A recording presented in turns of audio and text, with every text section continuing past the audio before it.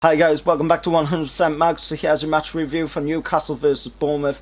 It ended 2-1 at St James Park to Newcastle, and that man Solomon Rondon, the 29-year-old Venezuelan on loan from West Brom, banged away the 2 goals to claim the win for Newcastle today, and I am absolutely thrilled to bits that we have picked up our second win of the season, just after picking up that win as well against Watford at home. And you know, if we keep this up, then we're going to climb up the table.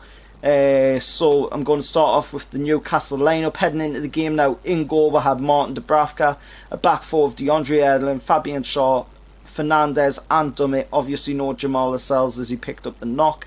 In the midfield it was Matt Ritchie, Kae-Sung Young, Mo Diami and Kennedy. Obviously no Shelvey as he picked up a knock. And then in the attack it was a Jose Perez and Solomon Rondon. And obviously no Yoshimutu as he picked up a knock as well.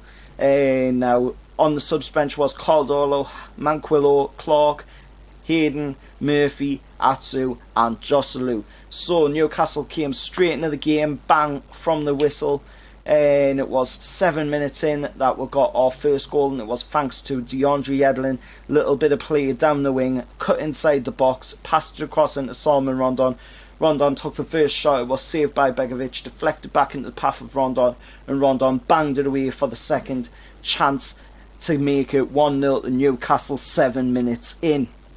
Then the 29-year-old Venezuelan on loan from West Brom doubled his lead, taking advantage of half-time approaching. He dropped deep, collected the ball, charged into the penalty area, and then it was a cross from Kae-Sung Young to Kennedy. Kennedy crossed that ball in for Solomon Rondon to power header it past Asmir Begovic into the back of the net, and I've got to say Alan Shearer would have been 100% proud to score a goal like that. It was a true Newcastle number 9 goal.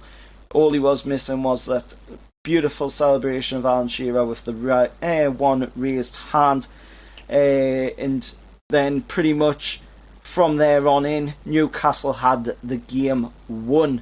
There was a long first half delay for Adam Smith, picking up an injury. Either he pulled crucial ligaments or he broke his leg.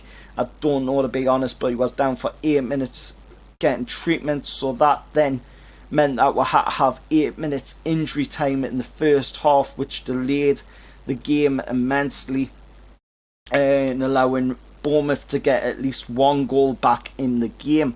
When Ryan Fraser crossed the ball in for their record signing Jefferson Lima to bang it in the back of the net off a header, but I've got to say, to be honest, I don't think Lima knew anything about the touch to get the goal, to be honest, but at the end of the day was still one. Who cares? Now Asmir Begovic produced a string of fine saves to pick up to keep his side in contention of the game. Jordan Ibe missed an absolute sitter of an opportunity to equalise as well for Bournemouth, and this now means that Bournemouth have lost back-to-back Premier League games. Last week they lost against Man United after winning the game. This week they lost to Newcastle because they just could not get into the game properly. And also there was a massive shout as well for penalty when Solomon Rondon took a header towards the Bournemouth goal in the first half, and the Bournemouth player had his arm in his chest here and he had his other arm out at the side, obviously blocking the shot from going past. Now you'll be able to say that on Match of the Day tonight. To be honest, from my opinion, that looked like an absolute sitter of a penalty, a stonewall penalty chance in my opinion. But let's look at the Premier League table up on the screen now. Newcastle played 12 games and we now have 2 wins under our belt. We now have 3 draws as well and 7 losses, so we sit with 9 points, 14th in the Premier League table. Bournemouth after this game sit 6th in the Premier League table with 6 wins, 2 draws and 4 losses and 20 points, and we're heading into the international break as well. So unfortunately Newcastle's in winning form, 2 games in a row. We've won now and we're heading into the international break.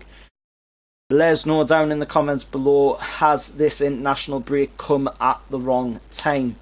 Personally, I think it might have came at the wrong time because Newcastle's got the momentum going, and we need to keep this momentum going, and we need to keep the wins coming, because as you can see, we're sitting 14th in the Premier League table, and we're really starting to get that momentum now.